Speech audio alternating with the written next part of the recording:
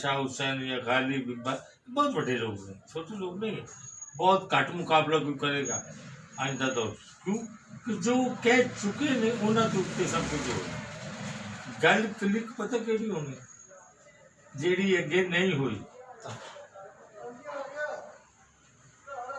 वो भावे मेरे को हो जाए, भावे जैद को हो जाए, भावे पकड़ तेरी जात बना दिता है खिदमतगार मदीने दा।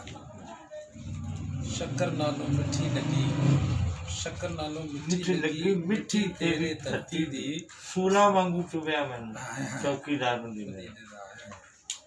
सभे सोचा सभे सदना वेख के मिठी होईयां ने, इत्थे भी सरदारां हाथे हाथे कारोबार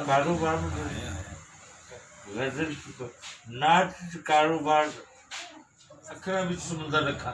मैं एक बार पंजाबी का वो इस तरह गाया है कि कमाल कर दिता उन्होंने, और बकायदा जिक्र किया क्योंकि साढ़े बाबा नकवी साहब ने पंजाब तो है शायर ने उन्होंने दिया गजल जी बड़े ही बेबाक तरीके उन्होंने लिखी और ललकार के लिखी, वो सुना लगे रोज में पंडाल बैठा और लोग सुन रहे, और वीडियो चढ़ाई उन्होंने।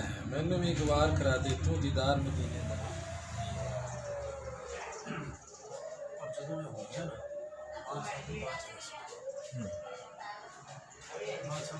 कोई नहीं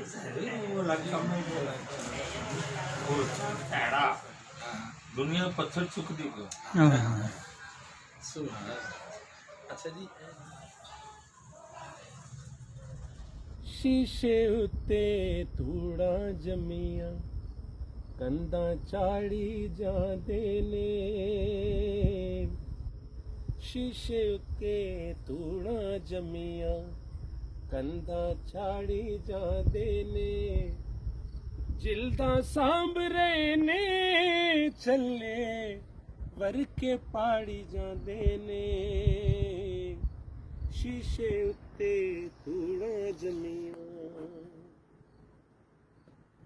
ओना दा भी तू यो रब एदा अज जवाब ते दे, ओना दा भी तू यो रब एदा अज जवाब ते दे, ईदा वाले दिन भी जेड़े करन दिहाड़ी जांदे ने, जिल्दा सामरे ने चले वरके पाड़ी जांदे ने, शीशे उत्ते धूड़ा जमिया।